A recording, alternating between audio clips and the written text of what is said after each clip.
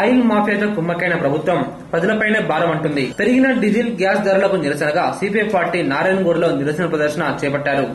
నారాయణగూడలోని corporate gas sale నందు మాజీ MP మజీద్ Pasha, CPI కార్యదర్శి బోసులు ఖాళీ సిలిండర్లను మోశారు.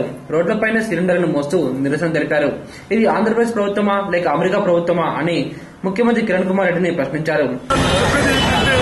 అంతర్జాతీయ క్రూడ్ ప్రైస్ పెరిగింది.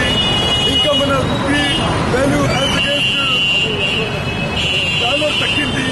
అందుకొరకు తప్పదు అని వాళ్ళు చెప్పి మళ్ళీ వాళ్ళు ఇంకా అడిషనల్ గా చెప్పేది ఏంటంటే 1,67,000 కోట్ల రూపాయలు ఇంకా మనకి గుటాలో ఉంటుంది అని వాళ్ళు చెప్తున్నారు. కానీ అసలు చూస్తే ఈ 1,60,000 ఓన్లీ 2G స్పెక్ట్రమ్ లో స్కామ్ లో అయిపోయింది. ఇప్పుడు కోల్గేట్ చూస్తే ఇంకా ఎక్కువనే ఉంది. సో ఆ విషయాల గురించి గవర్నమెంట్ ఆలోచన చేయడం లేదు.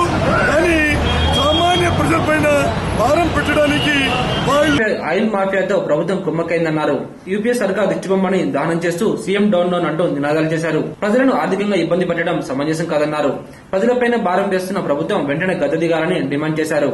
నిత్యావసర ధరల రేట్లు పెరుగుతున్నాయి, ప్రజలు ఇబ్బంది పడుతున్నారన్న ప్రభుత్వం నిమ్మకు నీరెత్తినట్టుగా ప్రవర్తిస్తుందని విమర్శించారు. మనది స్వతంత్ర భారతదేశం, ఇలాంటి దేశంలో కరువు సంభవించడం కేవలం నేటి ప్రభుత్వ చేతగానితనమేనంటూ దుయ్యబట్టారు.